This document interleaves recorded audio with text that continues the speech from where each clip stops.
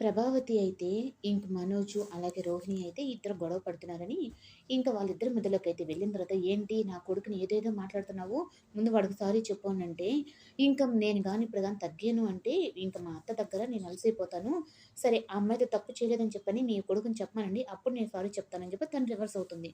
ఇంక ఇది ఇంకా లాగే కొద్దీ పెద్దదైపోతుందని చెప్పనని, ఇంక తనైతే ఇంక ప్రభావతి అయితే ఇంక వచ్చేస్తూ ఉంటే, ఇంక మనోజ్ అయితే, "ఏంటమ్మా నువ్వు, నువ్వేదో నాకు సాయం చేస్తావనుకుంటే తనతో కూడా చేరి నా చేత పార్టీ మార్చేసావా నువ్వు అప్పుడంటే, రేయ్! నీ విషయంలో నేను ప్రతిసారి అందరికాడ తిట్లు తింటూనే ఉన్నానురా.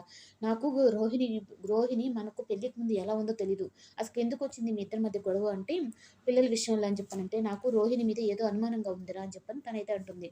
ఇంకా శివ పుట్టినరోజు అని చెప్పని, ఇంకా పార్వతి అందరూ అయితే ఇంక గుడిలో ప్రసాదం పంచిపెట్టాలి అని చెప్పనని అందరూ అనుకుంటే, సరే మీ అల్లుడు గారిని కూడా పిలవకూడదా అంటే ఇంక శివ ఉండి తనొస్తే దానికి నేను ఒప్పుకోను అని చెప్పని అంటాడు.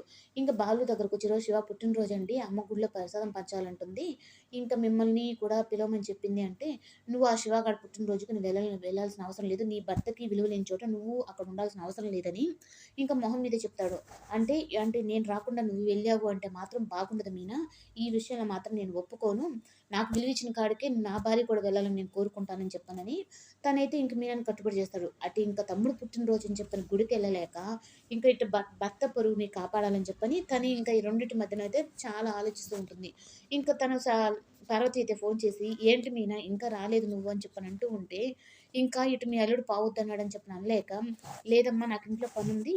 మీరే పని చేసేయండి" అని చెప్పనని ఇంక పార్వతి మొహం మీదైతే చెప్పేస్తుంది.